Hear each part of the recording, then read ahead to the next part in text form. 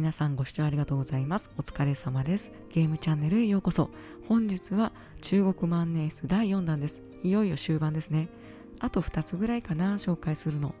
2020年度トップ3に必ず入る透明軸になります。それでは紹介します。透明軸でピンときた方はピンときたと思うんですけど、こちらいつもどもっちゃうムーンマン C1 になりますね。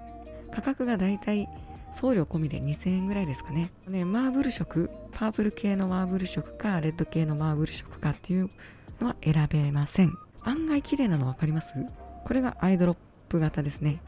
もう軸に直接インク溜めちゃえってことですね。スポイトもついてきます。ニューパッケージングプラスチックケース新数2019年6月13日から。どっちで来るんだろう。新しいタイプはプラスチックケースってことか。今回は1月22日に発注して2月の13日に届きました。だいたい22日間かかりましたね。少し長めでしたね。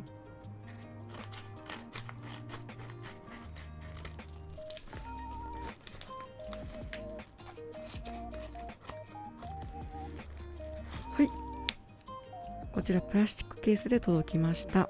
裏はバーコードついてますね。ムーンマンの C1 だよと、透明軸だよっていうのが書かれています。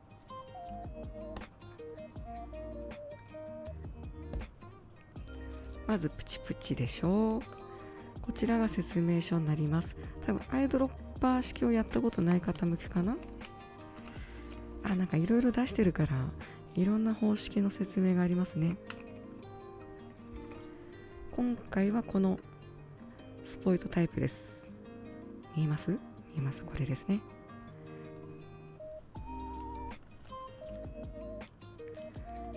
こちらが本体です。こちらがスポイトになります。ムーンマン C1 の本体です。レッド系ですね。よかった。私がなんか10年以上前ぐらいに購入したエルバの発掘したので、もうそれ使っちゃおうかなと。詳しく見ていきましょう。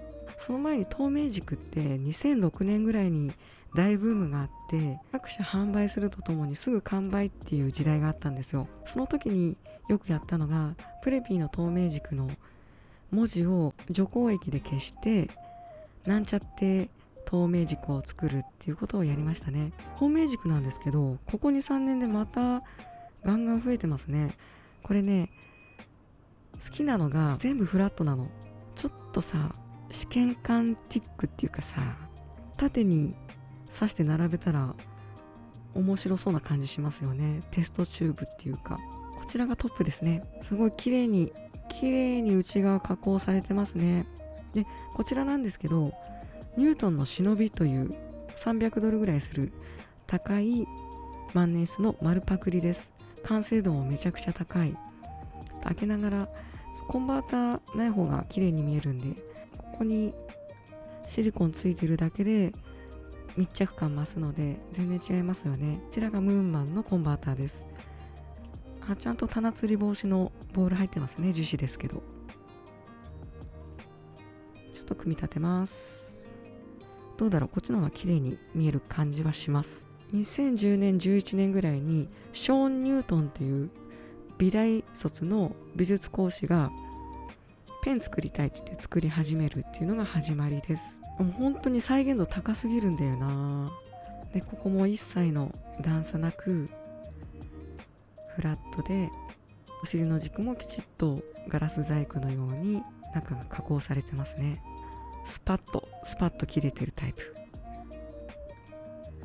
だから立ちますアリエクスプレスとかでこの試験管盾みたいな木材で作った試験管盾みたいなのがあるんですけど、安くてそれ購入して、透明軸好きな方はこれいろんなインク入れてインク沼の型並べるのも楽しいと思います。少しのくぼみがありますけど、全然気にならない程度ですね。このグリップが色があるのが何がいいかっていうと、透明軸って結構着色するんですよね。だからそう高い値段を私は透明軸には出したくなくて、でこのグリップ部分も透明の場合はインクがベタってここにまとわりついてるのがベチャって見えちゃうんですよね。こちらが非常にシンプルながら工夫してあって、ここの一部分だけフラットなんですよ。この一部分だけフラットだから転がり防止になる。クリップもないし転がりやすいかと思いきや、この一つの工夫が結構便利。置いた場合にこう動かない。微妙にフラットなの見えます。ここの部分だけ平面なのが少しラメがかってるんですよね。なんか悪趣味に見えるかもしれないんですけど、マーブルでドス黒い感じがする、おどろおどろしい感じするかもしれないんですけど、実物はシンプルです。普段仏壇色に傾倒しているタイプの人も持てるぐらいシンプルです。約138、キャップが約64、セクション部分が約31、セクションを除いた軸の部分が約75ですね。ニブを入れない長さが108ですね。18.5、キャップが 5.5、13g ですね。すごいよね。でかすぎるよね、これね。ルージュブルゴーニュですね。だいぶ前に買ったからね、多分今もラインナップあると思うんですけど。これ何ミリ入るっけな。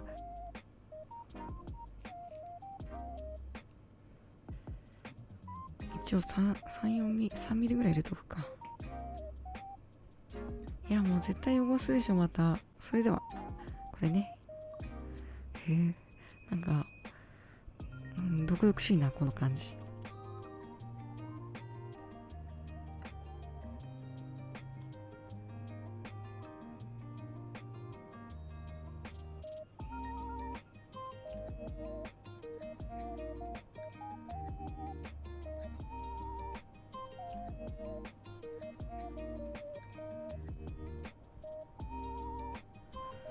満タンに入れた状態です。ごめんね、ちょっと暗くて。結構綺麗なんですよ。5ml ぐらい入るのかな。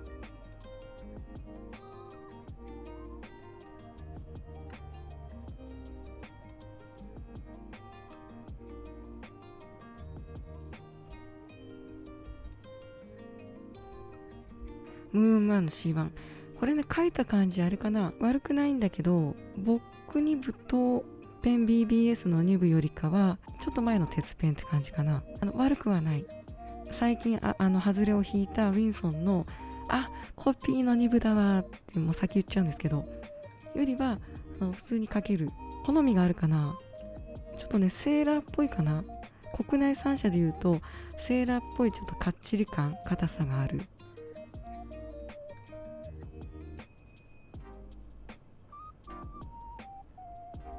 でファインなんですけど、漢字語圏のファインじゃなさそうだな。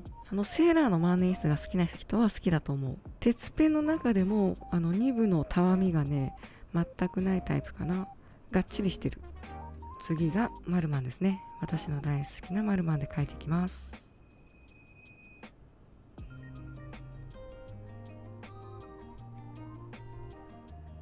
めちゃくちゃ相性いいなマルマンの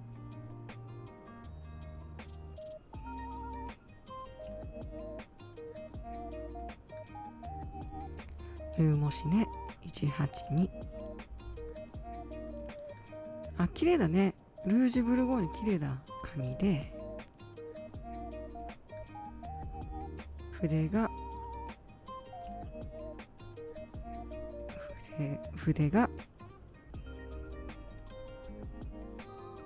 ムームになっちゃった。ごめん引きたい苦手なんだよね、前も言ったけど。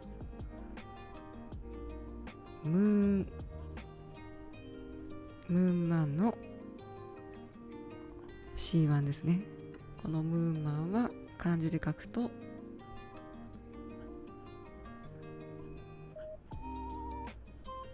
末に匠と書きます。ジャパニーズ F ではないですね。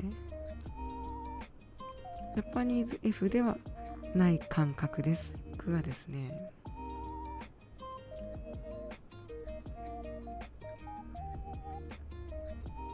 L 番の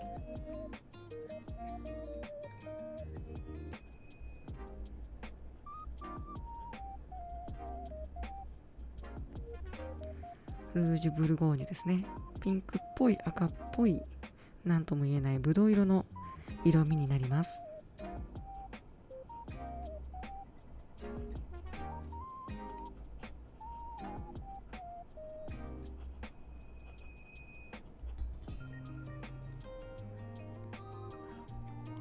こんだけインクあったらバリバリ描けるね。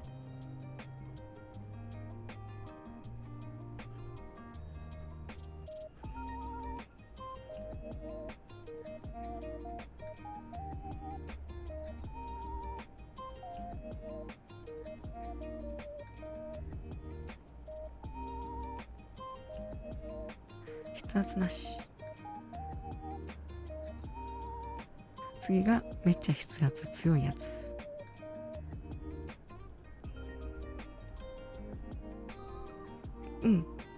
フーレットニブと違ってやっぱオープンニブなんで差が出ますね。インクの粘度によるんですけど、本来アイドロップでこんなサラサラしたものよりかはパーカーとかの粘度高めのインクを入れた方がいいとは言われてますね。滲んでますね。インクフローが良すぎたんですね、アイドロップで。全方向スムーズです。全方向スムーズ。ちゃんと研がれてる。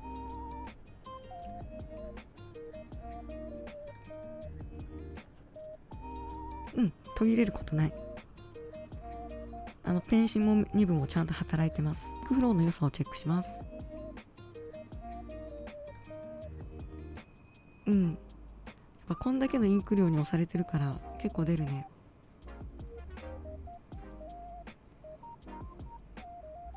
ちょっと少し置きますね。1、2、3、4、5、6、7、8、9、10。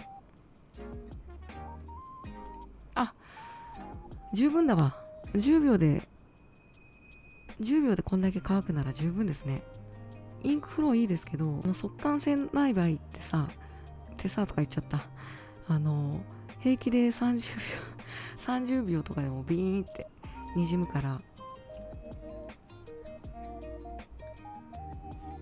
書きたてはこう擦れちゃうけど、10秒ぐらい経てば十分なので、縦書きの場合も対応できますね。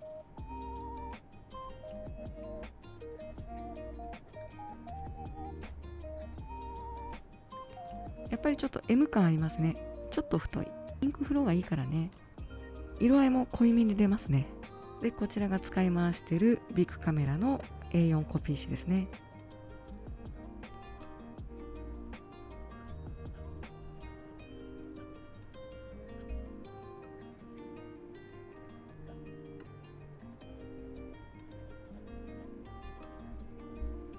やっぱ M っぽい感じだな。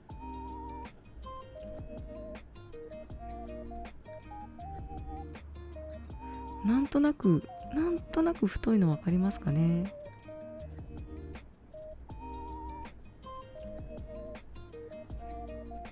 無印良品です。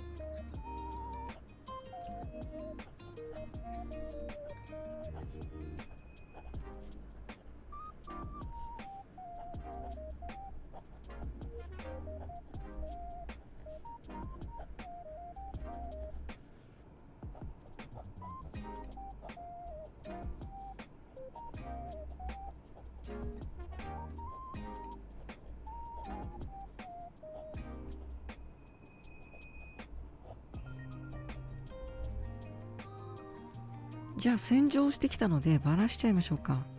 これが軸ですね。こちらがキャップです。で、こちらもボクタイプと一緒で、わかります？こうくるくるすれば外れます。ペリカンもそうですね。で、ちゃんとOリングが2箇所シリコンのリングがついてます。